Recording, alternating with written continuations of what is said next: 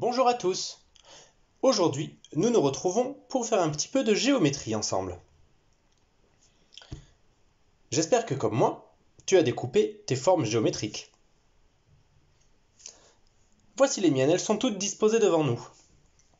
Et pour commencer, nous constatons que parmi ces formes géométriques, il y a des polygones et des non-polygones. Te rappelles-tu quelles sont les propriétés d'un polygone ?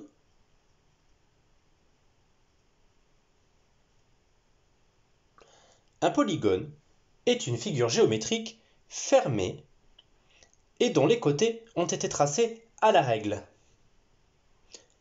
Je te propose donc de mettre la vidéo sur pause et de trier parmi tes formes géométriques d'un côté les polygones, de l'autre côté les non-polygones. À toi de jouer.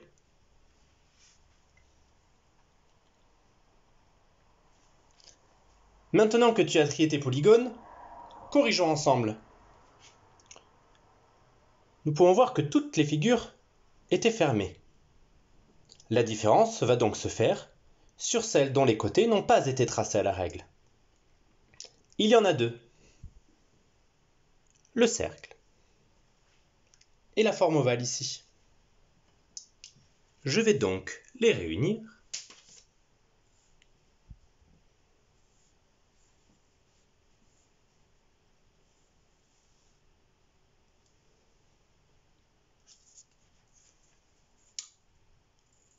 Nous avons donc ici les polygones et en haut les non-polygones.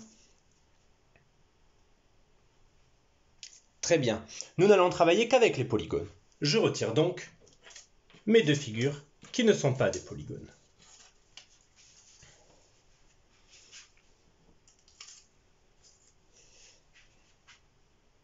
Prenons une forme au hasard, la plus grosse.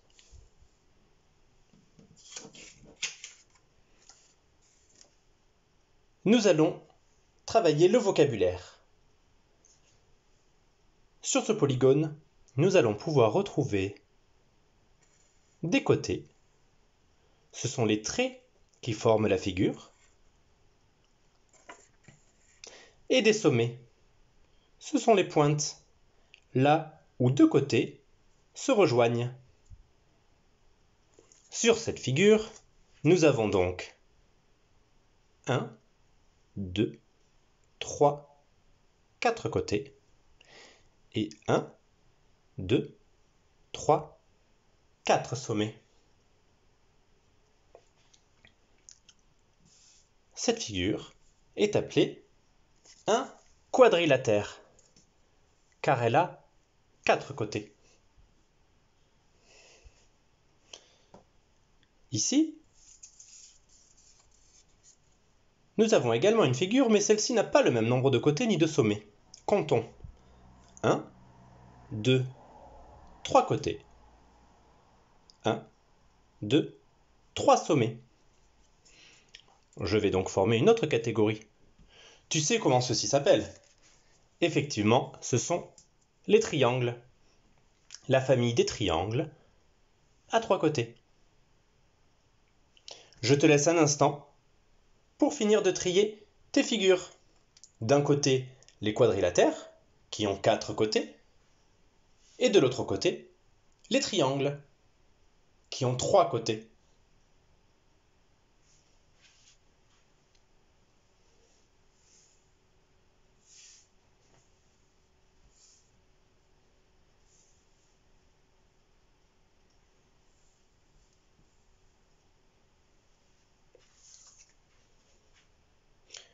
Nous avions ici uniquement 3 triangles et 6 quadrilatères.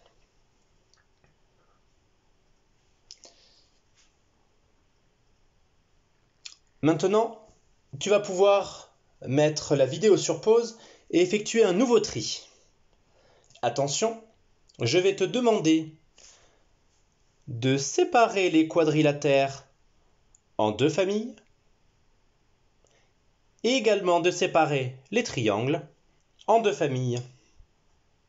Attention, comme d'habitude, il faudra pouvoir justifier. À toi de jouer.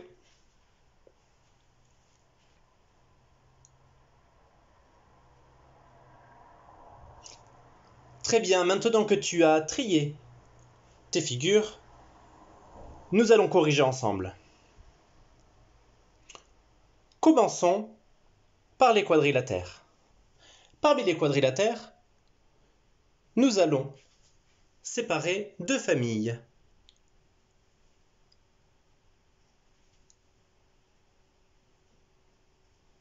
Et celle-ci. Pourquoi? Ces trois quadrilatères ont une particularité. Et pour la trouver, tu vas avoir besoin de ta règle. Nous allons mesurer les côtés. Ce côté mesure 10 cm. Celui-ci mesure 10 cm également. Le troisième côté aussi mesure 10 cm. Et le quatrième côté mesure 10 cm également. Utilisons également notre équerre et vérifions les angles de notre figure. L'équerre nous montre un angle droit, deux angles droits, trois angles droits, quatre angles droits.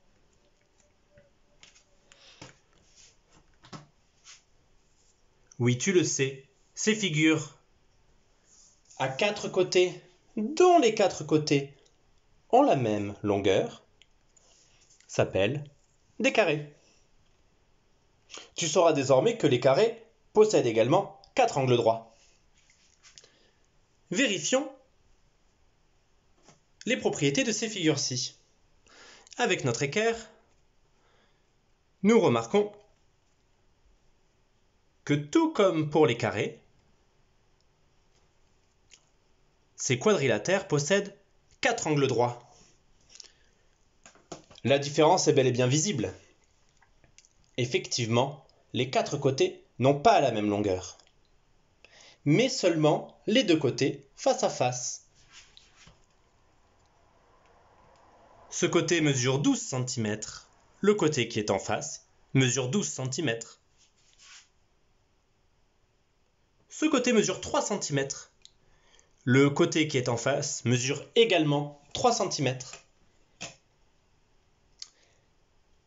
Ces quadrilatères qui possèdent 4 angles droits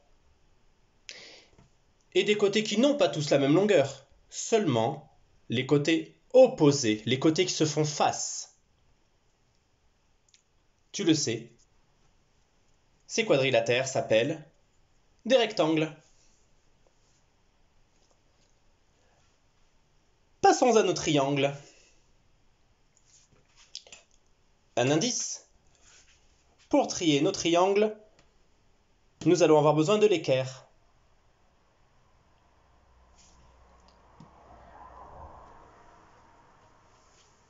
Oui, seul un de ces trois triangles possède un angle droit.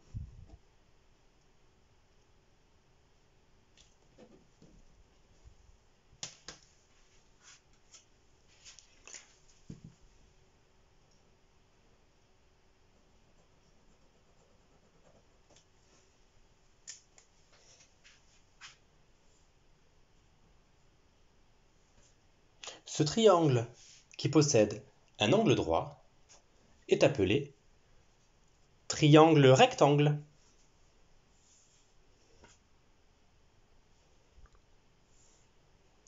Ces deux triangles, qui eux n'ont aucun angle droit, seront appelés des triangles quelconques,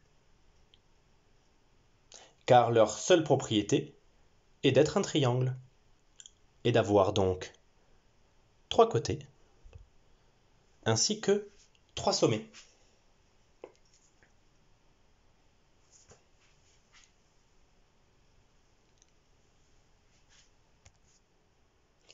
À présent, regarde, sur mon rectangle qui est situé ici, j'ai tracé 2 angles droits. J'ai également découpé mon rectangle en 2. Que se passe-t-il? J'obtiens 2 triangles rectangles.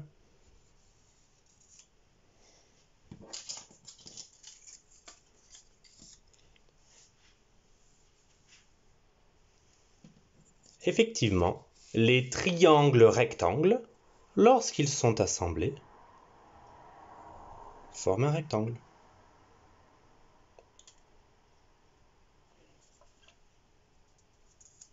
Pour finir, nous allons retenir donc que nous pouvons trier les polygones en fonction de leurs propriétés géométriques, à savoir le nombre de côtés, le côté et le trait qui forment la figure. Ce polygone a 4 côtés. Mais également le nombre de sommets. Un sommet est l'endroit où 2 côtés se rejoignent, ici, ici, ici ou encore ici. Nous pouvons les différencier par rapport à la longueur de leurs côtés, comme par exemple le carré et le rectangle, le carré dont les 4 côtés mesurent la même longueur, et le rectangle dont seuls les côtés opposés ont la même longueur. Et enfin, la présence d'angles droits. Nous retenons que le carré et le rectangle ont tous deux 4 angles droits, mais que par exemple chez le triangle, un angle droit peut nous permettre de faire la différence entre un triangle quelconque et un triangle rectangle qui a un angle droit. Très bien, j'espère que tu retiendras tout cela et nous nous retrouvons bientôt.